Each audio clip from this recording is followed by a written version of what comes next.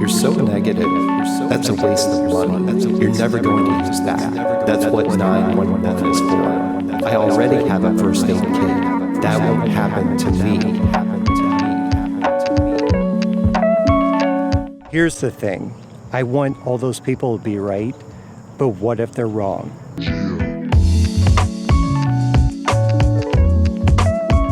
Welcome back to the Midlife Ride. My name is Chris. Catherine is behind the camera today, and you might be asking yourself, why are we doing this? Well, first of all, this isn't a boo-boo kit. This is a first aid kit in every sense of the word.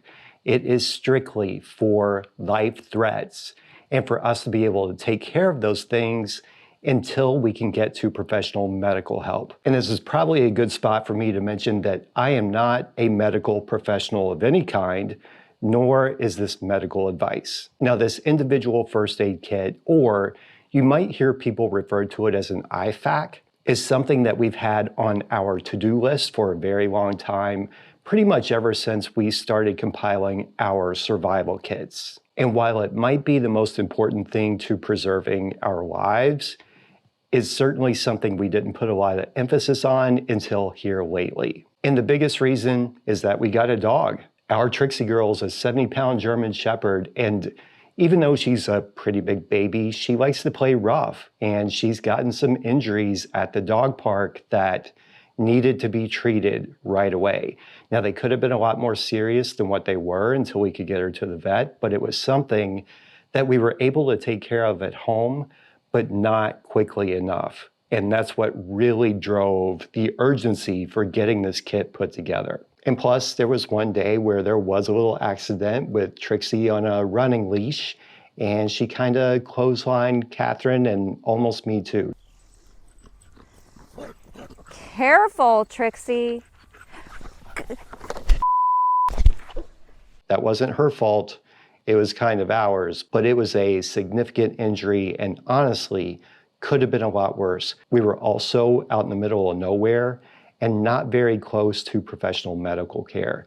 It would have been nice to have this kit on hand that day. Now, I will say again, I am not a medic. I have never been a medic, so I would like to give a shout out to some of the YouTube channels that I have leaned on for advice. And that would be the Gray Bearded Green Beret, Prep Medic, and Skinny Medic. Without those three channels, I don't think I would be sitting here with a complete IFAK today. Now, the other thing about this IFAK is that this is not truly an IFAK. This is really for two people plus a dog. So I guess maybe you could call it a TriFAK if you wanted to.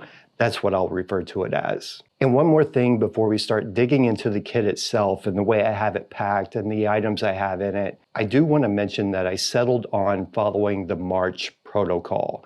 That's M-A-R-C-H, and that stands for massive hemorrhage, airways, respiration, circulation, then head injury / hypothermia. Now, while all these items aren't clear cut on which one is for what, they do overlap quite a bit so that all those areas are covered. And I will say again, just like the opening of this video, the hope is that we never have to use what's in this bag, ever. But with that being said, it's not one of those things that you can just set and forget. It's important to know how to use all of these things. And when you're building one for more than one person, it's important that both of you know how to use these things. So with all that being said, let's get into the bag.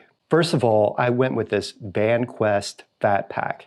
They have three different sizes, a 4x6, 5x8, and 7x10. I ended up going with the 5x8, and to be honest with you, when it first came in, I was worried it was too small. But I also knew I didn't want something as big as the 7x10. So as the stuff started coming in, and I started putting it in the bag, I was amazed how much I could actually fit in this. It's, I'm not gonna lie, this is packed tight, like it's a brick. You could put a pretty sizable bruise on somebody's head if you wanted to with this thing. I am thrilled with this bag. It isn't cheap, but it certainly isn't the most expensive one out there. And if I didn't mention it before, we will put links to all of these items in the description below if you want to check them out for yourself. Now I got the bag itself from Medical Gear Outfitters along with the patch. The patch is not included, but I thought it was nice to have that medical cross on there just in case I was injured and someone else was looking through my pack and stumbled across this, they would know exactly what it's for. I also went with the tan version because pretty much all of my other backpacks are black and I wanted something that would stand out inside that pack. Now, first of all, on the outside, you have a front pouch. And the very first thing I have in the pouch are gloves. And these gloves I already had on hand. I have these black gloves for when I barbecue. Now, also this front pouch holds one of our 2 tourniquets because the saying is 2 is 1 and 1 is none. Now, this one is the SWAT T tourniquet.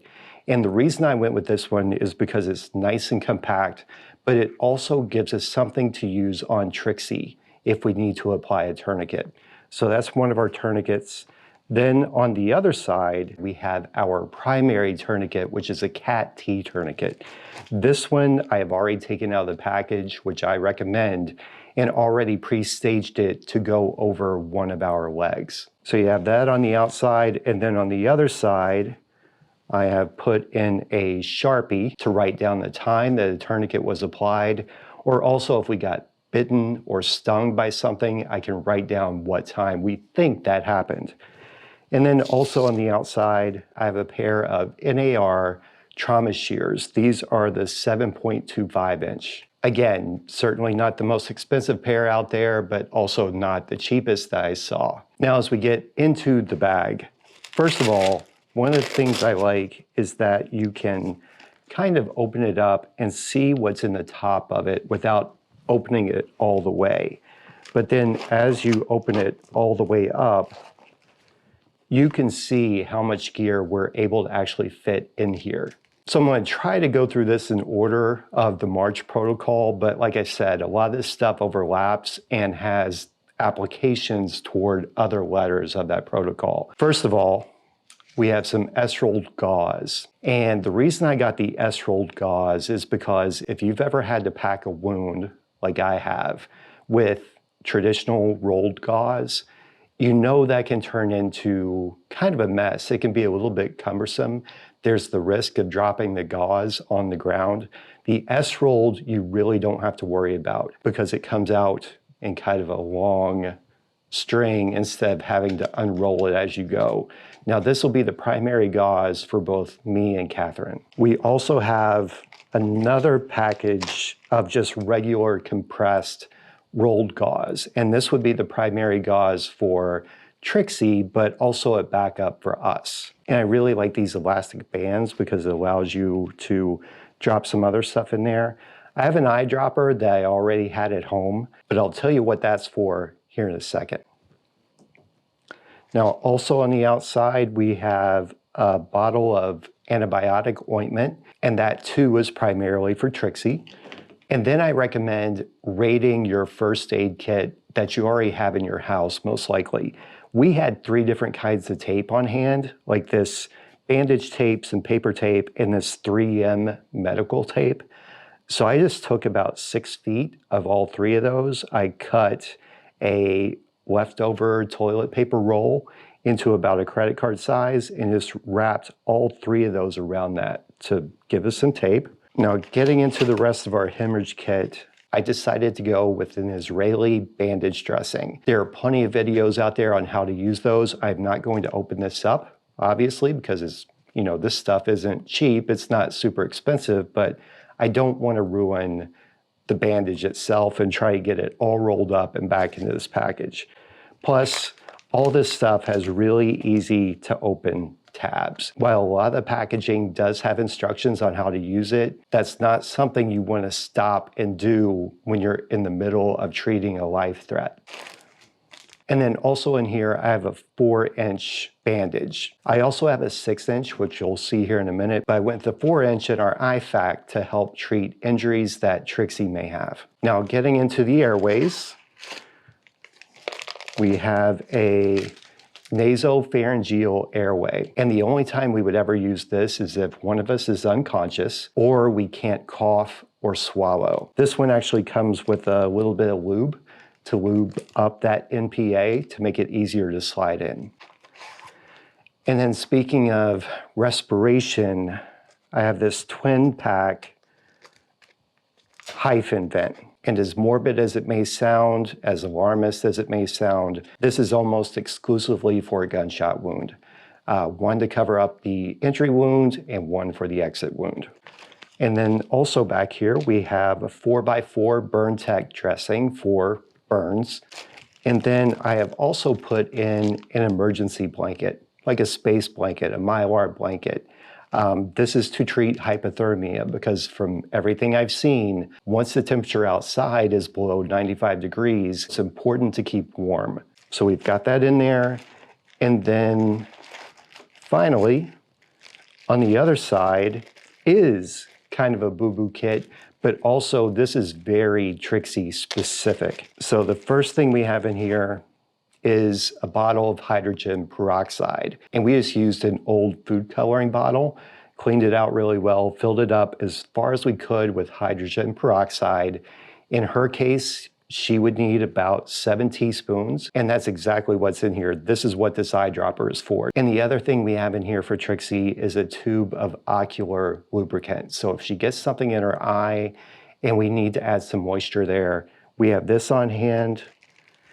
And we also have a little Ziploc bag of styptic powder for bleeds, minor bleeds. And then just a couple of cotton balls to help apply the styptic powder. And then I just threw a few Band-Aids in here because you never know when those might come in handy. Maybe to patch up a blister or a blister that's on its way, because we do plan on taking her on hikes. So that'll be important for us. And I'll probably end up throwing a few more other things in here, like some alcohol wipes, maybe some steri strips. But that's pretty much it for the IFAK itself. And you can see that holds a lot of stuff and everything you need for a trauma care situation. And another thing I would say, while there are a lot of pre-packaged kits out there that are really good, I could not find one that had everything in it that I wanted. That's why I decided to kind of do it myself. And like I said before, we'll put links to all of that in the description below. And there are also a few other items that were just too big to go into the IFAK, but I will carry them in my big backpack. First of all, we also got a 6-inch bandage. Another thing we got was a sail needle, but I taped it to the outside of my belt knife sheath. And then one other thing for Trixie is a instant cold pack. And by the way, if you are looking for a list of things you should have on hand for your pet's first aid kit, we found that through ASPCA, and we will link that below. Now, one other thing that will go in our kit is a SAM splint. Like I said, we've experienced some broken bones in the family. And then I also got a shemagh because there are just too many uses for this not to have it in the kit. Anything from a sling to cutting it up into cravats to secure the splint, to a face covering, to a water filter, to cutting it up to make char cloth. These things are really inexpensive, but their uses are so many that I feel like this is too important not to have in the kit. So as always, if you have any thoughts, if there are any items you would add to the bag, let us know in the comments below. But also tell us, is a kit like this something you've been meaning to do for a while but just haven't gotten around to? Now might be the time to stop the video and start putting one together for yourself. But if you like this video, give it a thumbs up. Be sure to subscribe if you haven't already. Hit that little notification bell so that you know every time we release a new video, and we will see you on the next episode of the Midlife Ride.